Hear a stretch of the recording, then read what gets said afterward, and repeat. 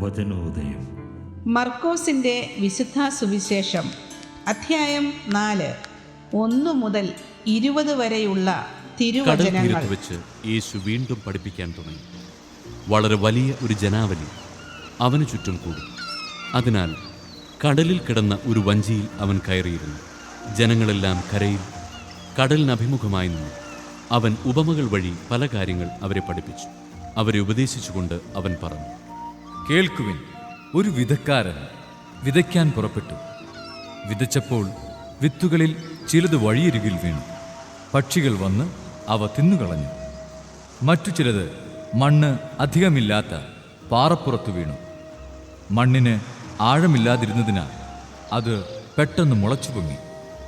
സൂര്യനുദിച്ചപ്പോൾ അത് വെയിലേറ്റു വാടുകയും വേരില്ലാതിരുന്നതിനാൽ കരിഞ്ഞു പോവുകയും ചെയ്തു. വേറെ ചിലത് മുൾച്ചെടികൾക്കിടയിൽ വീണു. മുൾച്ചെടികൾ വളർന്ന് അതിനെ ഞെരുക്കിക്കളഞ്ഞു. അത് ഫലം പുറപ്പെടുവിച്ചില്ല. ശേഷിച്ച വിത്തുകൾ നല്ല മണ്ണിൽ പതിച്ചു. അവ തഴച്ചു വളർന്ന് 30 മേനിയും 60 മേനിയും 100 മേനിയും ഫലം വിളയിച്ചു. അവൻ പറഞ്ഞു: കേൾക്കാൻ ചെവിയുള്ളവൻ കേൾക്കട്ടെ. അവൻ തനിച്ചായപ്പോൾ 12 പേരും കൂടെ ഉണ്ടായിരുന്ന മറ്റുള്ളവരും ഉപമകളെക്കുറിച്ച് അവനോട് ചോദിച്ചു. അവൻ പറഞ്ഞു: ദൈവരാജ്യത്തിൻ്റെ രഹസ്യം നിങ്ങൾക്കാണ് നൽകപ്പെട്ടിരിക്കുന്നത്. പുറത്തുള്ളവർക്കാകട്ടെ എല്ലാം ഉപമകളിലൂടെ മാത്രം. അവർ കണ്ടിട്ടും കാണാതിരിക്കുന്നതിനും കേട്ടിട്ടും ഗ്രഹിക്കാതിരിക്കുന്നതിനും, അങ്ങനെ അവർ മനസ്സു തിരിഞ്ഞ് മോചനം പ്രാപിക്കാതിരിക്കുന്നതിനും വേണ്ടിയാണ് അത്. അവൻ അവരോട് ചോദിച്ചു: ഈ ഉപമ നിങ്ങൾക്ക് മനസ്സിലാകുന്നില്ലേ? അങ്ങനെയെങ്കിൽ ഉപമകളെല്ലാം നിങ്ങൾ എങ്ങനെ മനസ്സിലാക്കും? വിതക്കാരൻ വചനം വിതയ്ക്കുന്നു. ചിലർ വചനം ശ്രവിക്കുമ്പോൾ തന്നെ സാത്താൻ വന്ന് അവരിൽ വിതയ്ക്കപ്പെട്ട വചനം നീക്കം ചെയ്യുന്നു. ഇവരാണ് വഴിയരികിൽ വിതയ്ക്കപ്പെട്ട വിത്ത്. ചിലർ വചനം കേൾക്കുമ്പോൾ സന്തോഷപൂർവം അത് സ്വീകരിക്കുന്നു. പാറപ്പുറത്ത് വിതയ്ക്കപ്പെട്ട വിത്ത് ഇവരാണ്.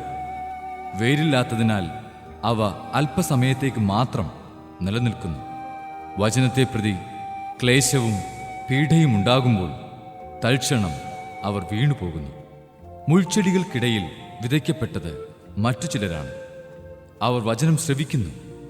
എന്നാൽ ലൗകിക വ്യഗ്രതയും ധനത്തിൻ്റെ ആകർഷണവും മറ്റു വസ്തുക്കൾക്കു വേണ്ടിയുള്ള ആഗ്രഹവും അവരിൽ കടന്നുകൂടി വചനത്തെ ഞെരുക്കുകയും അത് ഫലശൂന്യമാവുകയും ചെയ്യുന്നു.